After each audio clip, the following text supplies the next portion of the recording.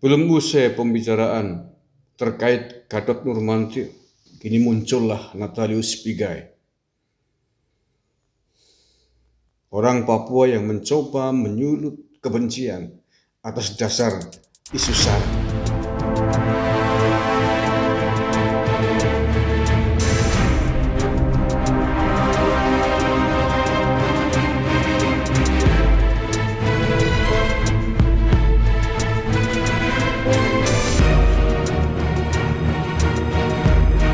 Bismillahirrahmanirrahim. Assalamualaikum warahmatullahi wabarakatuh. Salam Nusantara, salam sejahtera untuk kita semuanya, saudara-saudaraku sebangsa setanah air yang saya cintai, saya banggakan. Nampaknya di negeri ini ada banyak pihak yang menginginkan NKRI ini hancur. Ada banyak pihak yang saya amati menginginkan negara kesatuan Republik Indonesia ini terpecah belah. Belum lama, belum kering lidah ini berbicara. Belum usai pembicaraan terkait Gatot Nurmantio yang menurut saya mengadu domba prajurit kita dengan isu PKI dan komunis yang dilontarkan. Ini muncullah Natalius Pigai, orang Papua yang mencoba menyulut kebencian atas dasar isu SARA, yang mencoba mengadu domba suku Papua dengan Jawa Tengah. Luar biasa, Masya Allah. Ini saya kira PR yang sangat besar bagi para aparat kita, PR yang sangat serius bagi para pemangku otoritas di negara ini, dari presiden, gubernur sampai di tingkat bawah, untuk mewaspadai dan tidak menganggap remeh terhadap orang-orang yang kerap kali melontarkan isu-isu SARA, yang kerap kali mencoba memecah belah bangsa ini. Bangsa yang telah diperjuangkan dan dipertahankan keutuhannya, yang terus diusahakan bagaimana Bhinneka Tunggal Ika ini tetap subur dan kuat. Tapi semakin kesini saya perhatikan, semakin banyak pihak yang ingin merusaknya. Semakin banyak orang, bukan orang sembarangan, bukan orang kelas bawah, tapi orang yang pernah malang melintang di negara ini, di institusinya. Seorang mantan Panglima TNI bisa mengatakan, menuduh institusinya sendiri telah disusupi oleh paham komunis tanpa fakta, tanpa data, tanpa kajian yang ilmiah yang bisa dipertanggungjawabkan. Ya Allah ya Karim, 2 hari saya merasa prihatin atas tudingan yang dilontarkan oleh Pak Gatot Nurmantio ini. Betapa tidak, karena sebuah statement, sebuah tuduhan yang sangat-sangat berbahaya, yang kalau sampai disalahpahami oleh para prajurit di bawah bisa sangat-sangat mengerikan akibatnya. Dan alhamdulillah saya mendengar bahwa TNI kita sangat solid hari ini, sehingga tidak mudah untuk diadu domba oleh pihak-pihak manapun, walaupun oleh mantan atasannya sendiri. Nah, Natalius Pigai ini juga semakin menambah daftar panjang kengerian yang bisa ditimbulkan atas ucapannya, atas tulisannya di Twitternya. Apa yang dia sampaikan di Twitternya sungguh-sungguh miris dan bisa mempertajam kembali, mengamburkan kembali emosi antar warga bangsa yang berbeda suku ini. Antar warga bangsa yang memiliki banyak perbedaan, beda agama, beda suku, budaya, beda bahasa, dan lain-lain.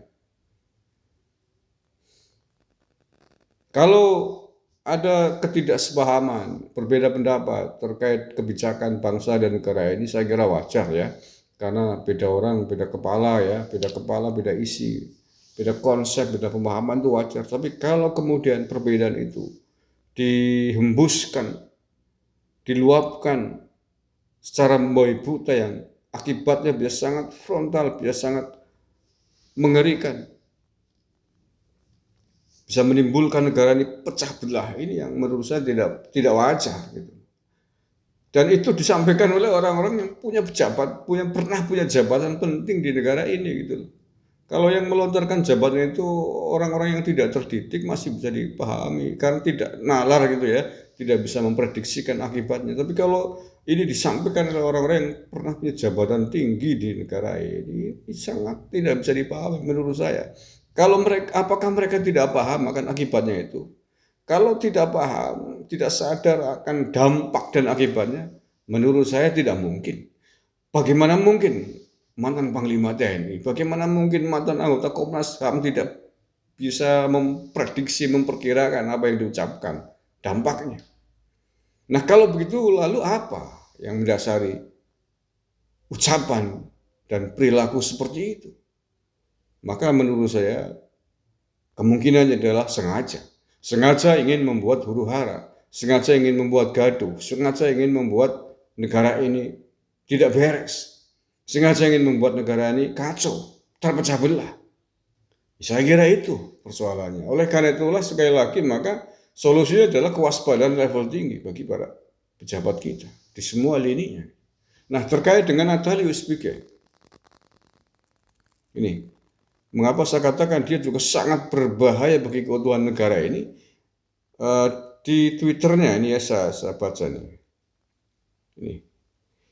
Ini akunnya namanya Natalius Pigai ya, @nataliuspigai2. Nih, dia nulis begini. Jangan percaya orang Jawa Tengah, Jokowi dan Ganjar. Mereka merampok kekayaan kita. Mereka bunuh rakyat Papua, injak-injak harga diri bangsa Papua dengan kata-kata rendahan rasis, monyet, dan sampah. Kami bukan rendahan, kita lawan ketidakadilan sampai titik darah penghabisan. Saya penentang ketidakadilan. Nah, di bawahnya ada video Pak Ganjar Pranowo memakai